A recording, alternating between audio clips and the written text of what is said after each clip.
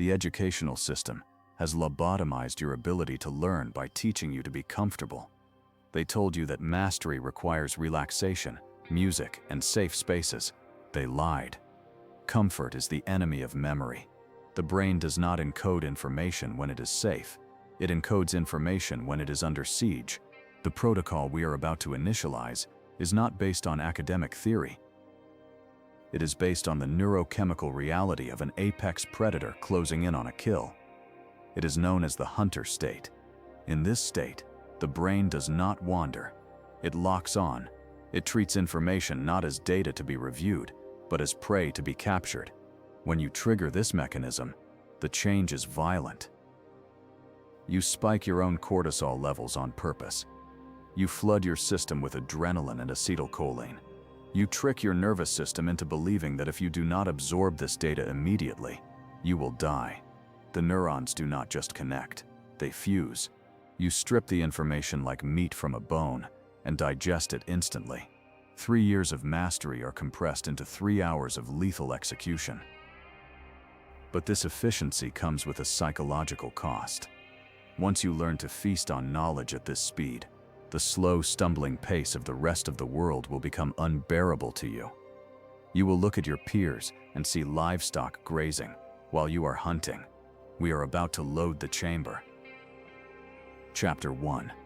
You're not lazy, you're numb. You keep calling yourself lazy because you cannot bring yourself to study, to work, to clean, to go to the gym. You stare at tasks for hours, feel a heavy fog in your chest, then end up back on your phone. It feels like a moral failure, like you are missing some magical trait called motivation that others were born with. But underneath that guilt, something else is going on. You are not lazy, you are numb. Your brain is soaked in stimulation, and normal life cannot compete anymore. From the moment you wake up, your nervous system is under attack. Notifications drag your attention in 12 directions before you even get out of bed. Short videos, jump cuts, constant jokes, and outrage train your brain to expect something new every few seconds. You listen to music in the shower, scroll while eating, check your phone between tasks, and end every night drowning in fast food, porn, gaming, gossip, or mindless feeds. Almost every empty second is filled with some kind of hit. It does not feel extreme because everyone around you is doing the same thing. But for your brain, this is like running a casino in your skull all day long. Dopamine is at the center of this. People call it the pleasure chemical. But that is too simple and mostly wrong. Dopamine is about anticipation and motivation. It is the signal that says, this is worth moving toward, this might give a reward. Wolfram Schultz, a neuroscientist, showed that dopamine spikes when something better than expected happens and drops when things go worse than expected. It is not just about reward itself, but about prediction error, about how surprising and exciting the outcome is. Novelty and uncertainty are what really pull the dopamine system. That is why a sudden message, a new post, a surprising video, or a shocking headline feels so gripping. It is not harmless entertainment. It is direct training for your motivational circuitry. Kent Berridge, another researcher, broke dopamine into two sides, wanting and liking. Wanting is the chase, the urge, the pull towards something. Liking is the pleasure you feel when you actually get it. Those are not the same. Dopamine sits mostly on the wanting side. That is why you can feel a pull to check your phone while knowing that nothing important is there. That is why you keep opening apps you say you are bored of. You might not really like scrolling that much anymore, but you still want it. Your reward system has been conditioned to respond to cues, not satisfaction. Look at your habits. You reach for your phone even when nothing sounds interesting. You open the same 3 apps without thinking, hoping something new will appear. You snack without being hungry. You watch a video while watching another screen. You get trapped in cycles of content that do not even feel good. That is Berridge's wanting without liking. Your brain has become wired to chase stimulation for its own sake, while the pleasure you get from it quietly shrinks. This is not random weakness. It is what happens when the reward system is trained on rapid, high-intensity inputs. Modern life is designed like a rigged casino. Slot machines in casinos use variable rewards. You pull a lever. Sometimes you get a big win, sometimes nothing, and sometimes a small reward.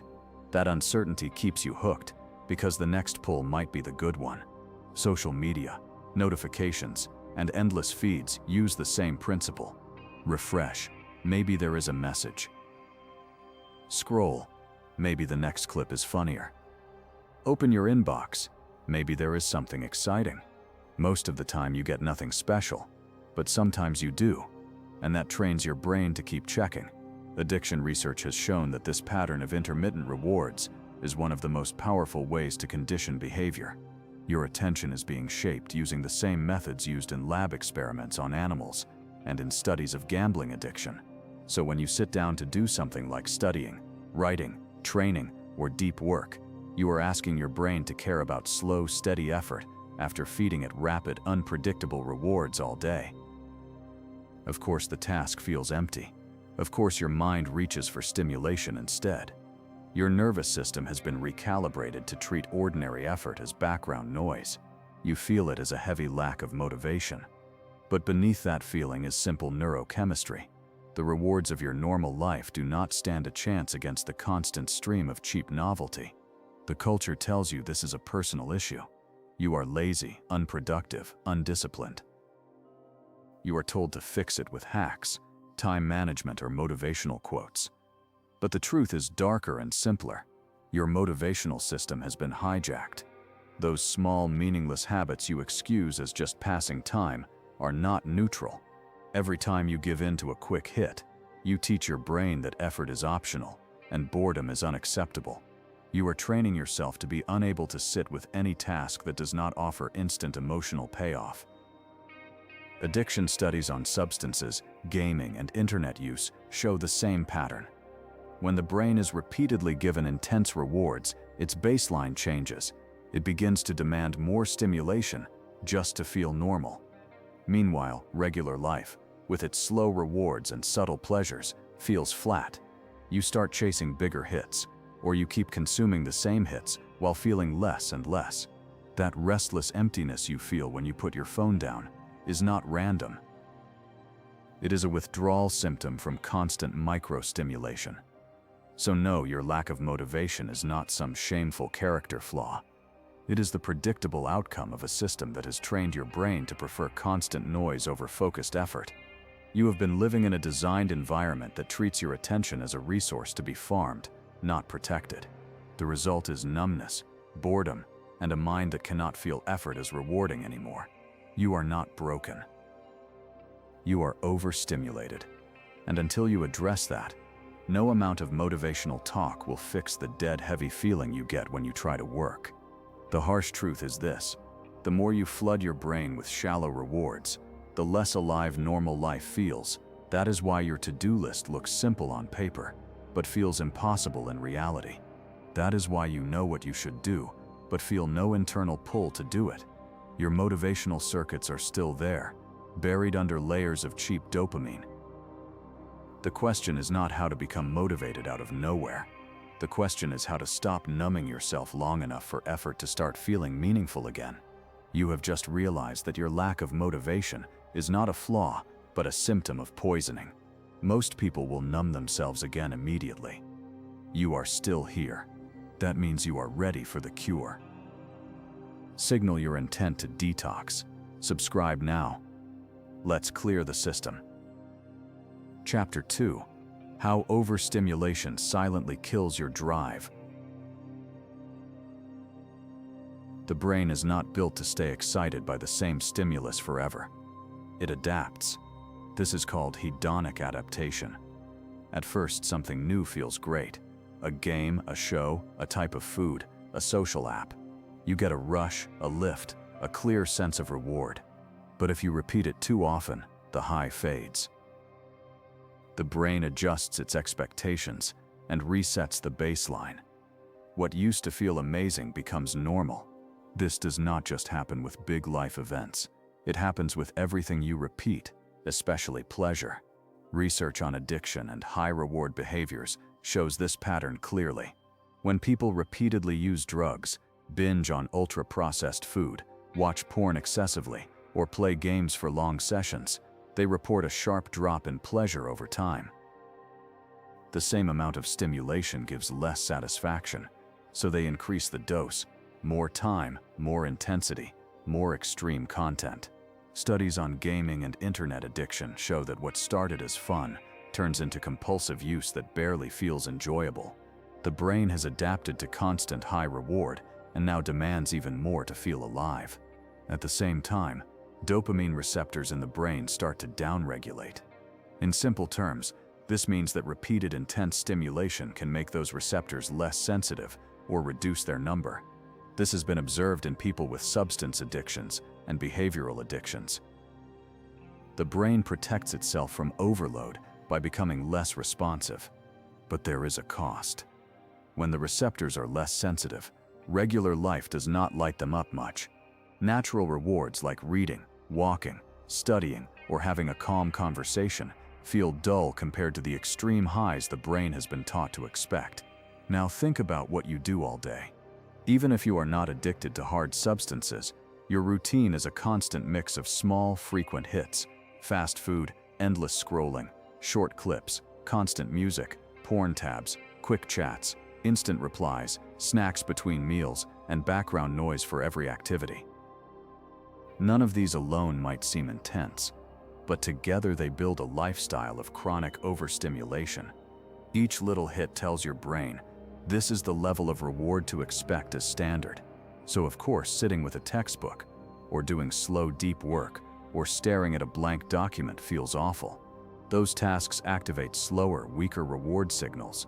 Against your daily diet of hyperstimulation, they barely register. Psychologically, that shows up as a feeling that delayed gratification is not worth it. Tasks that pay off later, like studying for an exam, building a business, or staying consistent in the gym, simply cannot compete with the instant mood change a device can give in seconds. Your brain has learned to prefer rewards that arrive now, not later. This is not about intelligence or values. It is about the conditioning of the motivational system. If your nervous system is used to rapid spikes, then anything that does not give that feels pointless, heavy, and empty. On top of this, overstimulation attacks your executive function, the part of the brain that handles planning, decisions, and self-control. The prefrontal cortex, the region responsible for focus and impulse control, gets overloaded when you constantly switch tasks. Each notification, tab switch, and quick glance at your phone uses mental energy. Research on decision fatigue shows that as people make more decisions and switch tasks more often, their self-control drops. They give in more easily, procrastinate more, and struggle to stick with hard tasks. Your habit of checking your phone every few minutes is not just a distraction, it is draining the fuel your brain needs to stay on a single track. The result is a perfect storm. The reward system is dulled, normal pleasures feel too weak, and the control system is tired. So when you sit down to work, two forces are against you. The work does not feel rewarding enough, and your self-control is too drained to override that feeling. You experience this as resistance. The task feels impossibly heavy for no clear reason. You find yourself staring, fidgeting, doing small side activities, or running to something more stimulating. Not because the task is impossible, but because your internal systems have been hijacked. The vicious cycle is simple. The more overstimulated you are, the more boring normal life feels. The more boring it feels, the more you escape into stimulation. That escape creates more adaptation and downregulation, which makes life feel even less satisfying. Over time, your threshold for boredom rises. Silence feels unbearable. Being alone with your thoughts feels wrong. Doing a single task without checking anything else feels like torture. You tell yourself you have attention problems, but often what you have is stimulation withdrawal. Look at your own patterns. Do you need music, a podcast, or a video on for every small task, including eating or showering, just to avoid feeling bored? Do you catch yourself checking your phone while watching something else, because one stream of stimulation is not enough anymore? Do you feel restless after a few seconds of quiet, as if something is missing? Those are not harmless quirks. They are signs that your baseline has shifted, Your brain does not know how to function at low stimulation anymore. This erosion of patience and tolerance for boredom hits your ambition hard. Long-term goals demand repeated effort with delayed results. That means doing things today that do not feel good right away. If your nervous system has been trained to treat any lack of instant payoff as a problem that needs a quick fix, then every meaningful goal will feel wrong at a gut level. You will feel a pull back to comfort the second the grind starts to bite. This is how overstimulation quietly kills long-term effort, not with a dramatic collapse, but with 1,000 tiny escapes that steal the time and focus you never notice losing. So when you say you cannot stay consistent, cannot focus, cannot stay motivated, understand what that really means. It often does not mean you are weak. It means your brain has adapted to a lifestyle of constant noise and cheap highs, and now it treats anything slower and quieter as unworthy of attention. You are trapped in a system that keeps pushing that pattern because it is profitable. The more your attention fractures, the easier it is to sell you things, distract you, and keep you predictable. You will not reason your way out of this with slogans or willpower alone. You cannot keep feeding the system and hope for a different outcome.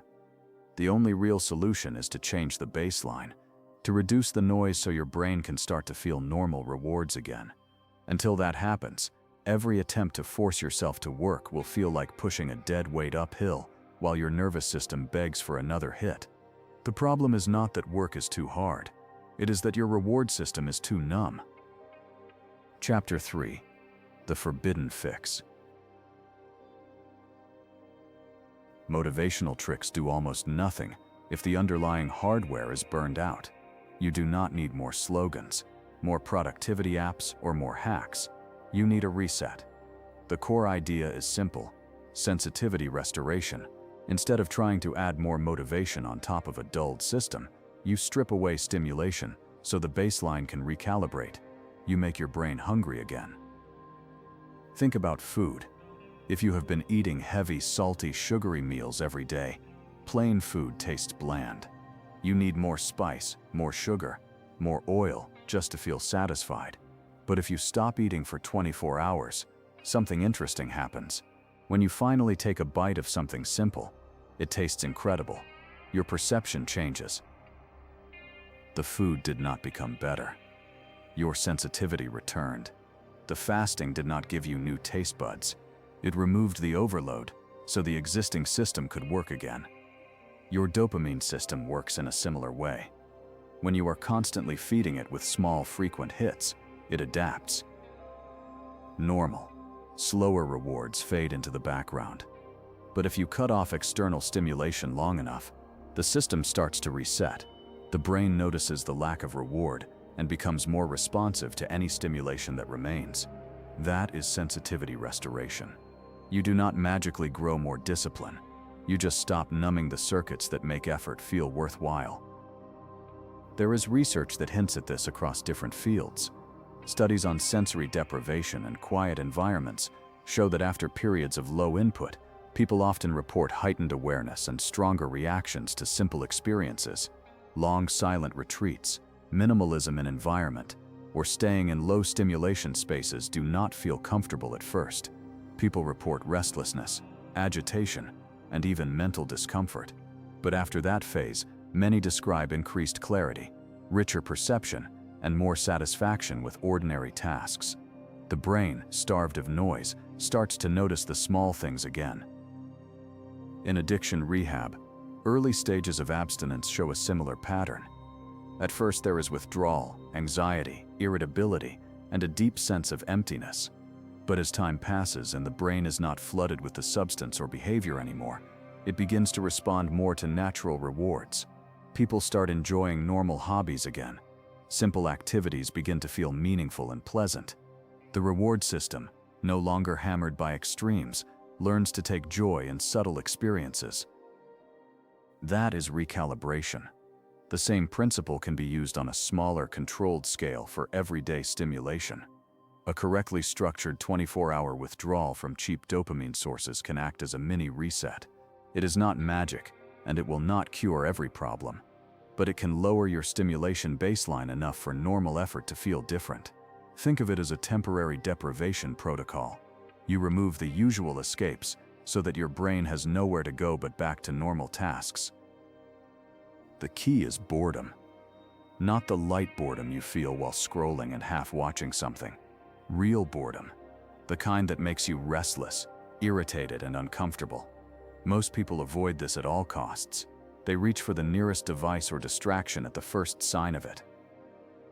But that boredom is actually powerful. When you let yourself sit in it, without escaping, your brain starts searching for any available source of stimulation.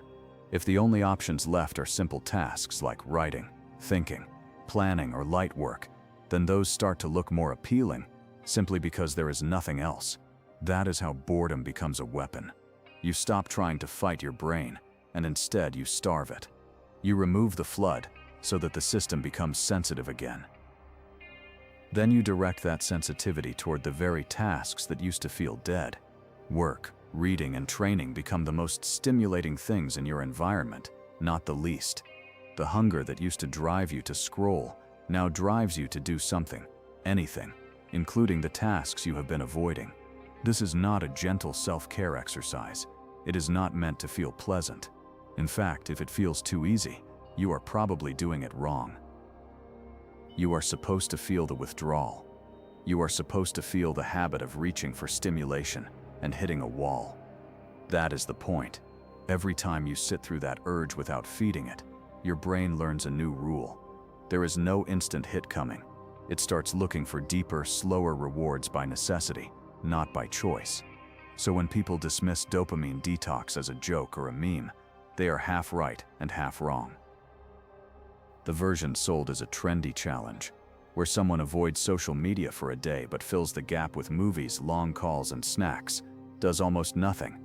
That is not deprivation. That is substitution. The version that actually matters is the harsh one. Low input, low reward, low noise, enough silence that your nervous system is forced to readjust.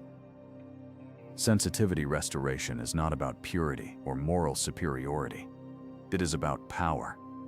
When your brain is so overstimulated that nothing feels rewarding unless it is intense and instant, you are easy to control. You cannot stick with hard work, so you depend on systems and platforms that promise quick shortcuts. But when you learn how to strip your stimulation down and reset, you get something rare.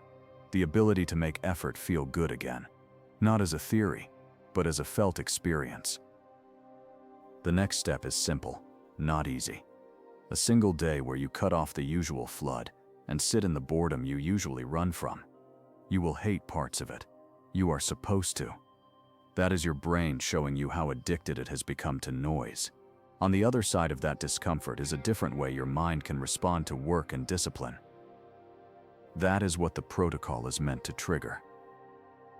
Chapter 4: The 24-Hour Dopamine Detox Protocol. This is not a relaxed digital detox. It is a controlled deprivation day. For 24 hours, you turn your life into a low-stimulation environment on purpose. The goal is to drop your reward baseline so far that even simple tasks feel noticeably more engaging afterward. To do that, the rules need to be strict. For that day, there are no screens at all. No phone, no laptop, no tablet, no television. You either turn devices off or leave them in another room, out of reach. There is no music, no podcasts, no audiobooks. Silence is the point. There are no movies or shows, obviously. There are no books, fiction or non-fiction, because even reading stories gives your brain narrative stimulation and mental escape. There is no talking, if possible. You avoid conversations, calls, or socializing, because social interaction can be a strong source of dopamine. You stay physically safe and respond to emergencies if they come up, but outside of that, you remove contact for a day. Food is another source of reward. For maximum effect, you fast for those 24 hours as well, drinking only water.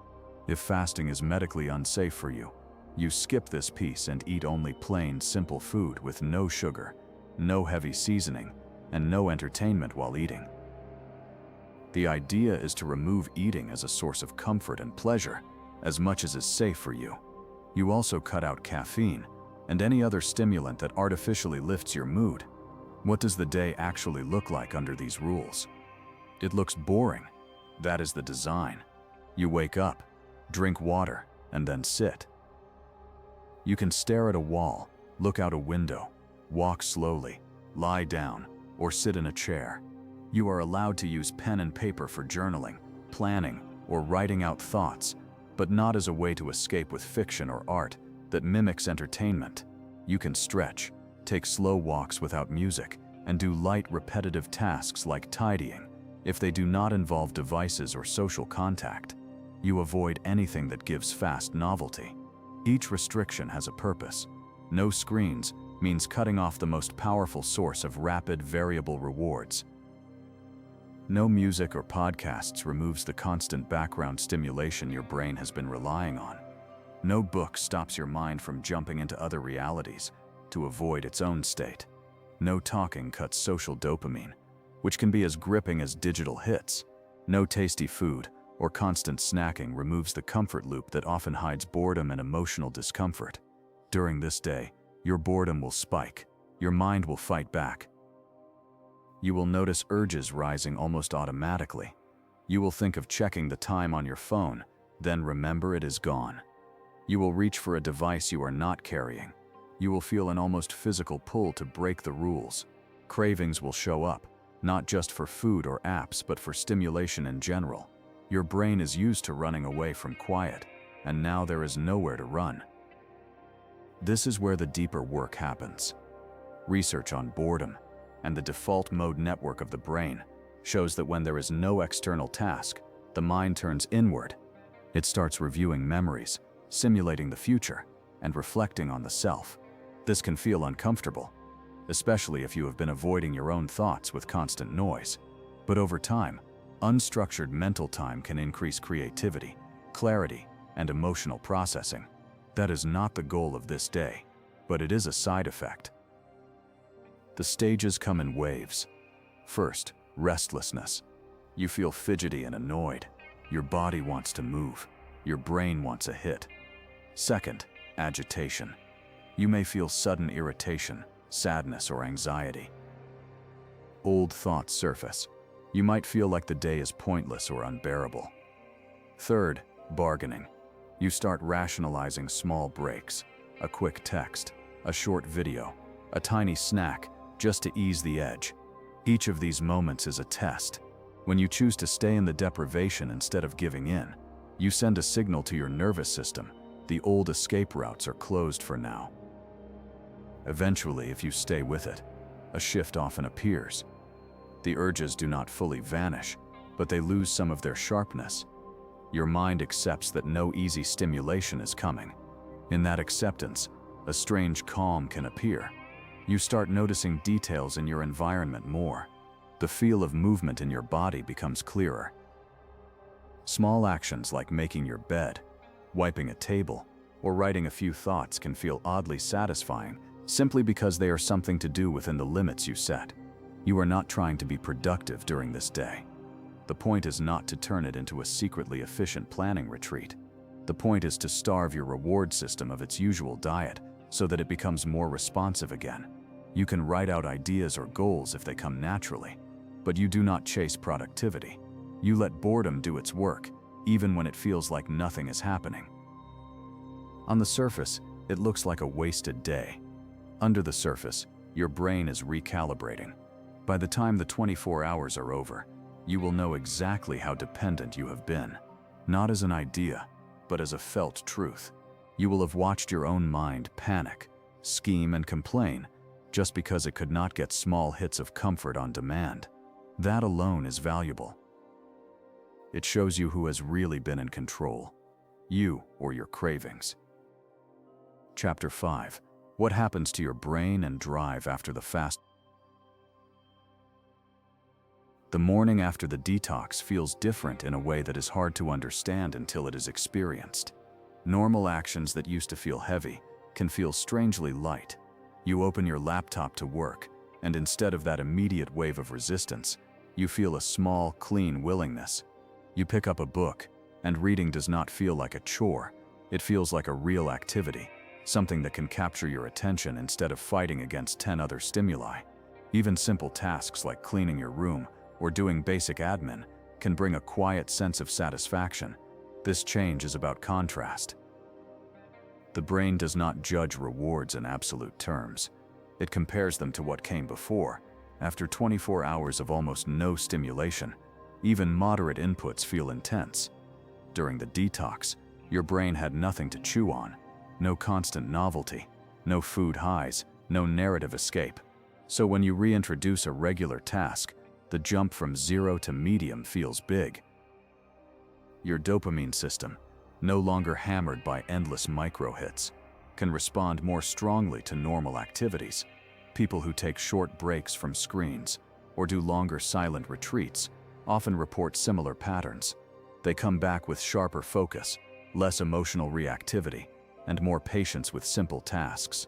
Studies on digital abstinence show improved concentration and mood after periods without devices, not because screens are evil, but because the constant switching and stimulation had been quietly draining their cognitive and emotional capacity.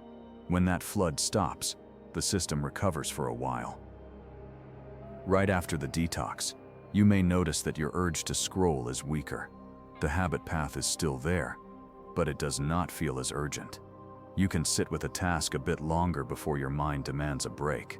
Boredom feels less like a crisis and more like a mild sensation you can tolerate.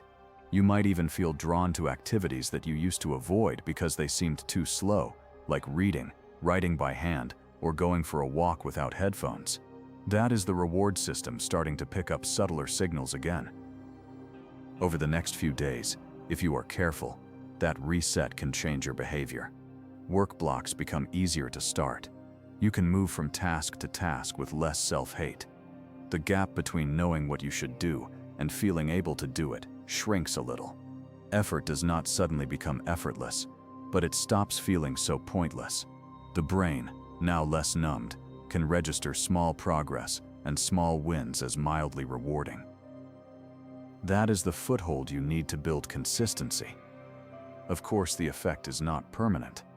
If you go straight back into maximum stimulation, flooding your brain with noise and hits from the second you wake up, your baseline will climb back up fast. The numbness will return. But with even a bit of restraint, the changes can last for several days to a week. During that window, you have a chance to build better patterns because your motivational circuitry is more responsive. The deeper revelation is psychological. You realize, maybe for the first time, that motivation is not a fixed personality trait. It is circuitry. It fluctuates with how you treat your brain. You watch your own experience change in just 24 hours. The same tasks, the same life, but a different internal response. Before, you thought you were just not the type of person who could focus. After the reset, you feel that when the environment changes, your internal state changes too. That is power. You also see how fragile your past sense of self was. You thought you were lazy, unmotivated, broken. But during and after the detox, you watch those labels fall apart. When the hits are gone, you do not crumble. You sit, you endure, you adjust. When you reintroduce effort, you can actually do things. That means the old narrative was a lie. You were not lacking something magical. You were drowning your own ability to feel effort as rewarding. This experience can permanently shift how you see discipline. Instead of waiting to feel inspired, you start thinking in terms of baselines. You notice when small hits start taking over again. You notice when normal tasks begin to feel heavy and empty. Instead of calling yourself lazy, you see it as a sign that your sensitivity is getting dull. And now you know you can do something about it, besides blaming yourself. Once you realize that your brain can be reset, even a little, you stop treating your current state as final. A bad week of focus does not mean you are doomed. It means your system is sliding back toward overstimulation, and you need to strip it down again. The knowledge that your drive is trainable is not motivational fluff. You have proof in your own nervous system. You starved it for a day, it recalibrated, and your experience of work changed. That is the kind of evidence the mind respects. The detox does not solve every psychological problem. If you are carrying deep trauma, depression, or other conditions, this is not a magic fix, but it is a lever. It gives you a way to improve baseline motivation and attention without relying on endless willpower. It shows you that at least part of your struggle was not personal failure, but environment and habits. And when you see that clearly, excuses start to die. You realize that staying overstimulated is a choice, even if it is a very common one. After the reset, you are in a position most people never reach. You can feel how different life is when your brain is not constantly chasing tiny hits. You can use that contrast as a reference. It becomes your reminder of what is possible when you control input, instead of letting it control you. Chapter 6. Weaponizing Boredom. Maintaining high drive in a noisy world. If you treat the detox as a one-time stunt, the world will pull you back into numbness fast. The noise is not going away. Platforms, feeds, and cheap rewards will keep getting more addictive and more aggressive. To stay sharp, you cannot rely on that single reset. You have to turn deprivation into a strategy. You do that by using boredom on purpose. Start by repeating the full 24-hour detox sometimes. Once a month is enough for many people. It acts like a hard reset, bringing you back to a lower baseline before numbness takes over again. Treat it like maintenance, not punishment. You are not doing it because you failed. You are doing it because you live in a world designed to quietly fry your reward system. Skipping this reset is like never cleaning a filter that is constantly collecting dirt. Around those big resets, you use smaller fasts. No phone mornings where you do not touch a device until after a block of work or training. Silent walks without headphones where you let your mind wander without feeding it input. Meals without screens where you simply eat and think. Short windows in your day where you deliberately avoid all extra stimulation. These are mini deprivation pockets. They keep your brain used to existing at lower stimulation levels, so the baseline does not climb as fast. Control of cues is critical. Research on habit formation shows that environment beats willpower over time. If your phone is within reach, lit up and buzzing, you will eventually touch it. If notifications are on, they will pull your focus. So you design your space to reduce exposure to high dopamine triggers. Leave your phone in another room when you work. Turn off all non-essential notifications. Keep only a few apps on your home screen. The less your brain is reminded of quick hits, the less it will crave them during effort. The real skill is learning to read the warning signs that your system is getting dull again. They are subtle at first. You start needing background noise for every small task. You cannot sit in silence for more than a minute without grabbing a device. You begin stacking stimulation, like watching a video while scrolling another app, because one stream no longer feels like enough. Basic tasks feel heavier, not because they changed, but because your threshold for boredom rose. Those are your red flags. Your brain is telling you that its baseline is drifting back up. When you see those signs, you do not wait until your life feels like a fog again. You cut stimulation that same day. Maybe you do a strict no-screen evening. Maybe you schedule a full detox for the weekend. Maybe you remove all background noise from your work for the next week. The key is to respond early, before numbness becomes your default state again. To use boredom as a tool in real time, you flip the normal pattern. Most people start a task while still bathing in stimulation. They check messages, then try to work, then flip back to content the second they feel resistance. Instead, you let yourself get slightly bored first. Sit at your desk with nothing open.